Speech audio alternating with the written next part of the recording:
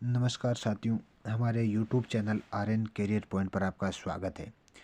आज मैं लेकर आया हूं अध्यापक भर्ती लेवल 2 केस से संबंधित बहुत इंपॉर्टेंट सूचना है, जिनमें कि बोर्ड है अब डिवीज़न बेंच में चला गया है।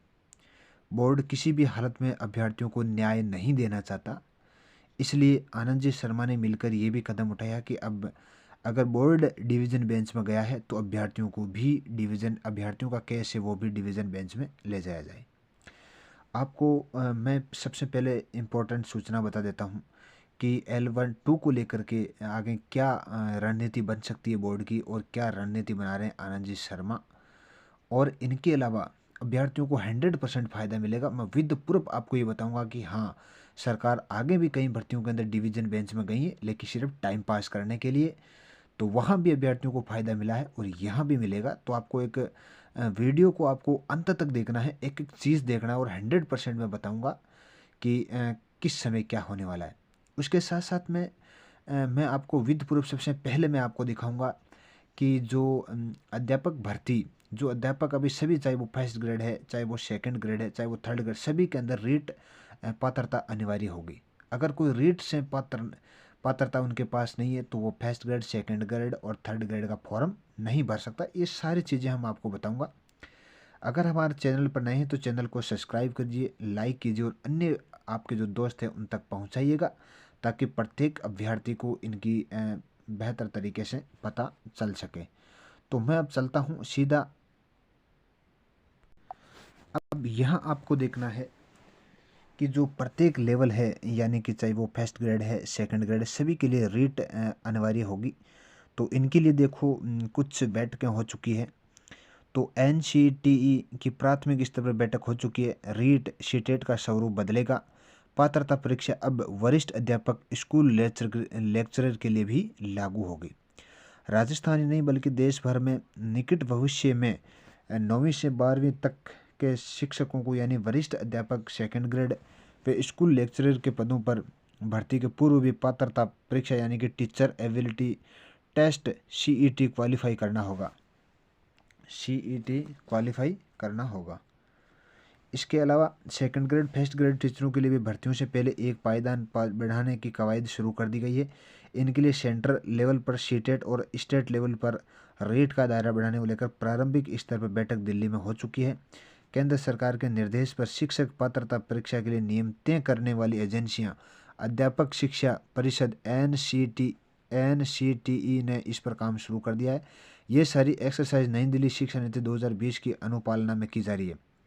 कक्षा 9 से 12वीं तक के लिए अब राजस्थान व अन्य राज्यों में लोक सेवा आयोगों के माध्यम से वरिष्ठ अध्यापक के पदों एवं स्कूल लेक्चरर के पदों के भर्ती के लिए सीधी भर्ती परीक्षा होती थी। B.Ed करने वाले अभ्यर्थी सीधे भर्ती परीक्षाओं में आवेदन करते थे। जिस तरह से कवायद चल रही है उससे यही संकेत मिल रहे हैं कि अब भविष्य में ऐसा नहीं होगा। NCT की उच्च शिक्षा और शिक्षकों के लिए सीटेट व रीट को लेकर प्रोपोजल तैयारी जुट चुका है।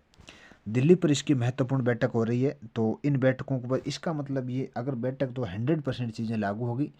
और वीडियो को आप एक एक चीज़ को देखना है। उसके साथ में अंत में मैं आनंद जी कुमार शर्मा के नंबर भी बताऊंगा। नंबर भी आपको मिलेंगे जिनके माध्यम से आप है वो अपनी याचिका लगा सकते हैं।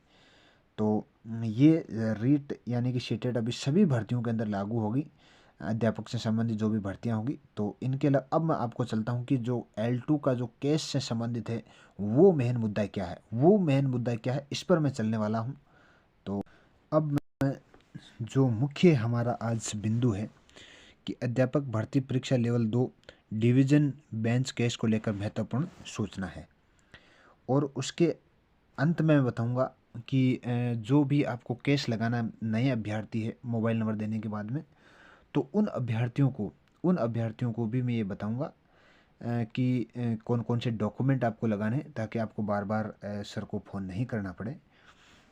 तो इनके लिए कि सभी साथियों को सूचित किया जाता है कि जैसा कि आपको पता है कि बोर्ड लेवल 2 में सभी विषयों को लेकर डिवीज़न बेंच में अपना केस लगा चुका है। लेवल 2 के सभी विषयों में कई पर्सन ऐसे हैं जिनमें निश्चित तौर पर बोनस या फ़ायदा मिलने वाला है।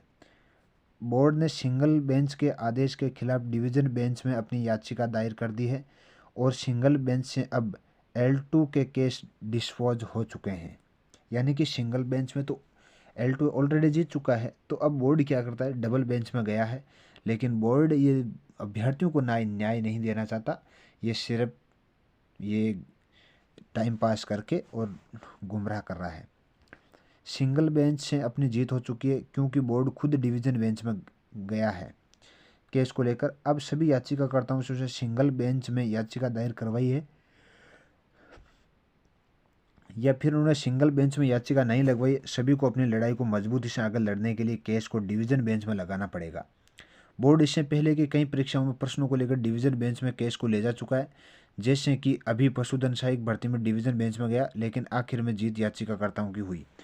याचिकाकर्ताओं की हुई जिनको जो विवादित प्रश्न था उस पर बेनिफिट भी मिला है। अब लेवल 2 में एडवोकेट अरविंद कुमार शर्मा और आनंद कुमार शर्मा जी डिवीज़न बेंच में याचिका लगाई जा रही है। जो भी अभ्यर्थी डिवीज़न बेंच में अपना केस लगवाना चाहते हैं वो अपना डॉक्यूमेंट भेजकर अपना केस को दायर करवा सकते हैं। इससे महत्वपूर्ण बात यह है कि आपने पहले चाहे कहीं पर भी अपनी याचिका लगाई हो, अभी आप अपना एडवोकेट बदल सकते हैं। आपको अपने पुराने या एडवोकेट पर याचिका लगवाएं ऐसा ज़रूरी नहीं है। वही एडवोकेट चुनें जिनमें अभी तक ईमानदारी के साथ प्रश्नों का जवाब दिया है। बेवजह कभी भी आपसे कहीं भी पैसा नहीं लिया गया। आगे की लड़ाई के लिए लेवल 2 के सभी साथियों को डीबी में याचिका लगवा सकते हैं, यानी कि डिवीज़न बेंच में सभी को याचिका लगवानी है। अपनी जीत निश्चित तौर पर होगी, अपनी जीत निश्चित तौर पर होगी, ये 100% होगी। बोर्ड भले ही डिवीज़न बेंच में बहुत बार मात गया, चाहे वो वीडियो की भर्ती हो चाहे पटवार की हो, तो सभी के अंदर इनको मात मिली है, लेकिन ये लड़कों को गुमराह करके कुछ टाइम पास करना चाहते हैं जिनसे कि इनका गुजारा चल सके। अपनी जीत निश्चित तौर पर होगी। अपनी याचिका एडवोकेट आनंद कुमार जी शर्मा, अरविंद कुमार शर्मा जी को यहाँ लगवाने के लिए अपने नंबरों पर संपर्क कर सकते हैं। ये नंबर है, यानी कि इनको लगवाने के लिए आनंद कुमार शर्मा और अरविंद कुमार शर्मा जी पर इन नंबरों से संपर्क करके और आप अपनी याचिका लगा सकते हैं।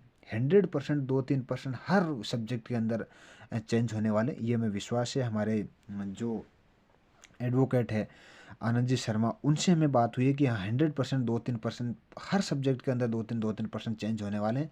लगातार ये क्या कर रहे हैं कि L1 का भी केस यहीं ले रहे हैं, L2 का भी। अगर दोनों का साथ में अगर एक ही एडवोकेट लेते हैं तो ये बेहतर सुनवाई होगी, शानदार सुनवाई होगी। तो आप भी सभी बच्चे जो भी वंचित है, यानी कि 2-3 हज़ार रुपये से कोई किसी का कुछ नहीं होने वाला। अगर मान लिया कि 2-3% भी चेंज होते हैं और अगर उनमें अगर आपके नंबर भी आ गए, तो चाहे सरकार पूरी भर्ती कर ली हो, लेकिन सरकार को पद बढ़ा करके और उसको ज्वाइनिंग देनी पड़ेगी। तो नंबर आपने बहुत अच्छी तरीके से दे। अब मैं आपको बताऊंगा कि जो क्या क्या डॉक्यूमेंट सर के पास में भेजने हैं, तो बात करके आराम से डॉक्यूमेंट का भी आपको यहाँ दिखा देता हूँ अभी। अब आपको लेवल 2 है वो डिवीज़न बेंच में अपना केस लगवाने के लिए डॉक्यूमेंट आधार कार्ड, सिग्नेचर, अपना पुराने केस नंबर, यानी कि अगर आपने अब तक कोई अगर किसी भी अगर वकील एडवोकेट के पास में अगर आपने लगाई है तो वो एक केस नंबर आप ले आइए। ये फाइल के फर्स्ट कैंडिडेट के नेम देना होगा, और अगर है तो, यानी कि अगर कोई फर्स्ट कैंडिडेट है, अगर मान लिया कि आपके कोई केस नंबर है और उसका फर्स्ट कैंडिडेट का नाम देना पड़ेगा जिसके नाम से केस बना है, तो वहाँ ये सारी चीज़ें सर के मोबाइल नंबर पर भेज सकते हैं और अपनी याचिका लगा सकते हैं। पैसों से मत डरिए। 100 आगे भी 2018-15 की भर्ती में होती है कि सरकार के पास भर्ती पूरी कर ली गई थी, लेकिन पूरी करने के बावजूद भी सरकार को है वो वापस पद बढ़ा करके और ज्वाइनिंग देनी पड़ी। तो ये शायद बात अच्छी लगी होगी आप लोगों को। तो एक महत्वपूर्ण सूचना L2 के लिए थी, तो मैंने बताने का प्रयास किया है। तो आप अगर चैनल पर नए हैं तो सब्सक्राइब कीजिए, लाइक कीजिए, अन्य लोगों तक शेयर कीजिए ताकि प्रत्येक व्यक्ति इसका लाभ उठा सके। तो आज के लिए इतना ही। जय हिंद, जय भारत।